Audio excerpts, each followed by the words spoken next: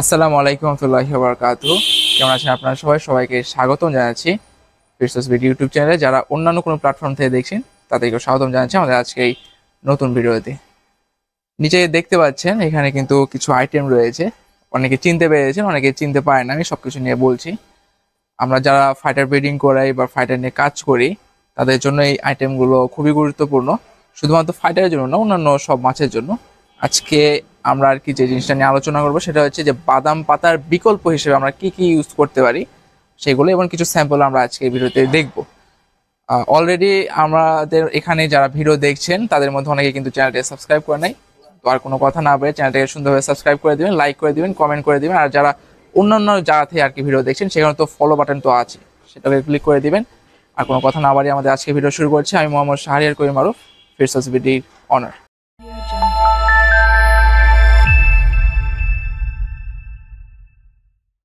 তো ভিউয়ার্স এখানে দেখতে পাচ্ছেন এটা হচ্ছে বাদাম পাতা। যদিও ভাই আমি ট্যাঙ্ক থেকে তুলে নিয়েছি, প্রচুর পরিমাণে ছিল, কালেক্ট করেছিলাম। বাট এখন যে মৌসুমটা, এই মৌসুমে আর কি বাদাম পাতা একদমই শেষ হয়ে যাচ্ছে। তো এই মৌসুমের জন্য আর কি আমাদের এই আজকের ভিডিওটা। মূলত যারা ফাইটার ব্রিড করেন অথবা যারা ফাইটার পুষেন পালেন তাদের জন্য এই বাদাম পাতাটা একদমই মাস্ট লাগেই। কিন্তু অনেক সময় দেখা যায় যে বাদাম পাতা পাওয়া যায় না, এবং বিভিন্ন জেলাতে বাদাম পাতা গাছ কিন্তু নাই। রাজশাহীতে প্রচুর পরিমাণে থাকলেও বিভিন্ন জায়গাতে গাছে থাকে না, যার কারণে পাতাও কিন্তু পাওয়া যায় না। তো অনেকে দেখা যায় যে অনলাইনে অর্ডার করেন, তারা যে এটা দেখা যায় যে 12 পিসের দাম প্রায় 60 টাকার মতো করে পড়ে, এটা প্রচুর কষ্ট হয়ে যায়। তো এখানে দুটো আইটেম রয়েছে, আমি দুটো আইটেমের পাশাপাশি আরও কিছু আইটেম বলবো। তার মধ্যে এইটা হচ্ছে আমাদের আমড়ার পাতা। এটা আমাদের এদিকে বলে হচ্ছিল খড় বা খেরও বলে অনেক জায়গাতে।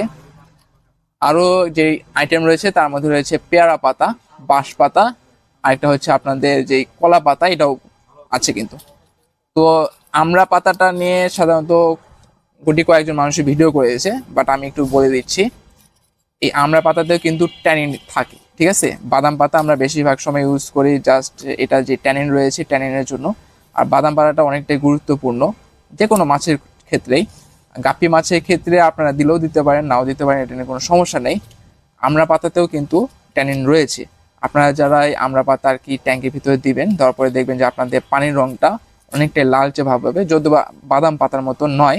তারপরেও কাজ চালানোর জন্য আমড়া পাতাটা কিন্তু ভালো, এবং এটাতে আমি এখন পর্যন্ত কোনো সাইড ইফেক্ট পাইনি। এরপরে যেটা রয়েছে সেটা হচ্ছে আমরা খ্যার বলি, বা অনেক জায়গাতে খড়ও বলে। গরুকে খাওয়ানোর যে আর কি খড়, এই খড়টা এটা দুটা কাজ করে। বিশেষ করে একটা হচ্ছে কিছুটা হালকা ট্যানিন নিঃসরণ করে, আর সেকেন্ডলি হচ্ছে এটাতেও কিছু পরিমাণে পুষ্টি রয়েছে যেটা মাছের জন্য খুবই গুরুত্বপূর্ণ। এছাড়াও আমরা যদি বাদাম পাতার জায়গাতে অন্য পাতা হিসেবে ইউজ করে, সেক্ষেত্রে পেয়ারা যে পাতা আছে, শুকনা পেয়ারার পাতা, অবশ্যই শুকনা কিন্তু কোনো রকম কাঁচা নয়, সেটাও আপনারা ইউজ করতে পারবেন। এটাতেও প্রচুর পরিমাণে ট্যানিন থাকে, যেটা মেডিসিন হিসেবে কাজ করে, এটা ফাইটার ফিশ হোক বা অন্যান্য যে কোনো মাছের ক্ষেত্রে।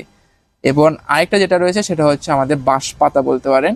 আপনাদের অনেক এলাকাতে অনেক জায়গাতে কিন্তু বাঁশ পাতা কিন্তু অ্যাভেলেবেল পাওয়া যায়। আপনারা চাইলে এই বাঁশের পাতাগুলো কিন্তু ইউজ করতে পারেন। আমি এখন বর্তমানে বাঁশের পাতা দিয়ে আমাদের শ্রিম্পে যে ট্যাঙ্ক সেট আপ রয়েছে, ট্যাঙ্ক সেট আপ করেছি। ইনশাল্লাহ যদি কখনো পসিবল হয় ভিডিও দিবনি। আর সব লাস্টে যেটা কলা পাতা, সাধারণত যারা নতুনভাবে হাউস তৈরি করেন তারা কিন্তু কলার যে অংশটা রয়েছে পাতা বাদ দিয়ে, আবার অনেক সময় পাতাও কিন্তু দিয়ে দেন প্রায় 20 দিন, 15 দিন বা 10 দিনের জন্য। সেই ক্ষেত্রে আপনারা শুকনা কলার পাতাটাও বাদাম পাতার বিকল্প হিসেবে আপনারা ইউজ করতে পারেন। তো আজকের ভিডিওতে আমি তো প্রায় বাদাম পাতার যতগুলো বিকল্প পাতা আর কি আমরা ইউজ করতে পারি সেটা নিয়ে আলোচনা করলাম। যদি ভিডিওটা ভালো লেগে থাকে অবশ্যই চ্যানেলটাকে সাবস্ক্রাইব করে দিবেন, লাইক বাটন তো রয়েছে ওখানে ক্লিক করে দিবেন, আর একটা ছোট্টখাটো কমেন্ট করে দিবেন। আজকে ভিডিওটা এই পর্যন্ত থাকছেন। সবাই ভালো থাকুন, সুস্থ থাকুন, আমার জন্য দোয়া করবেন। আসসালামু আলাইকুম।